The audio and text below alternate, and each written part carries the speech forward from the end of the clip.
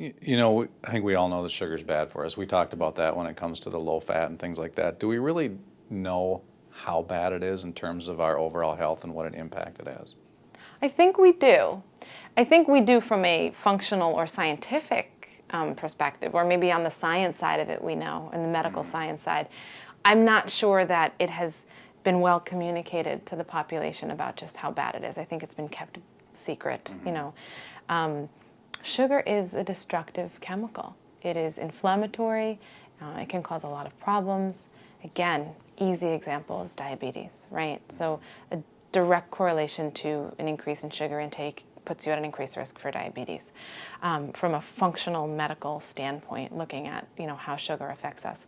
But the other piece of this is it's quantity, not quality, in regards to sugar and disease.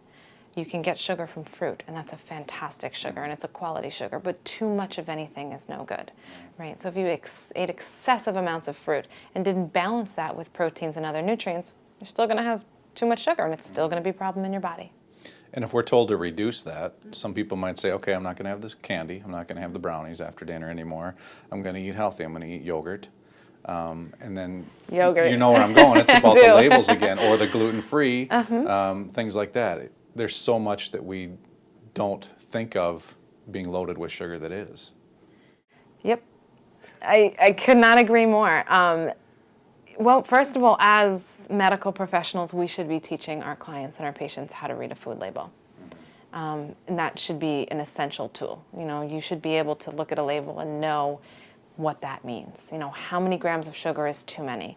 And we should just learn ways to reduce our sugars. I probably stress that as much as vegetables in my practice, is we've got to decrease the sugar and we've got to increase the vegetable and the vegetable fibers.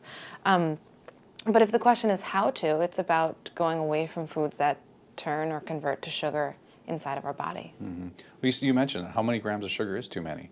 And I'll go back to the yogurt example. If we have, it's blueberries in yogurt. That should be very good for us. And then you look at the cup, a small little cup, and it's 24 or 26 grams of sugar. Right, and which is more than a Snickers bar. It's like, that's insane, right? Yeah. So this wonderful yogurt that you're having for breakfast has more sugar than a Snickers bar.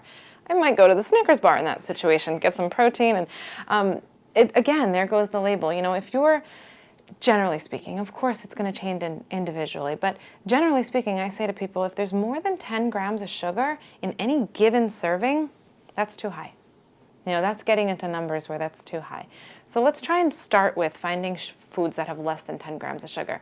And if we find ones that have less than 10 grams of sugar, we'll then start to think about where the sugar is coming from and what's the source of the sugar. But that's my starting goal, if you will.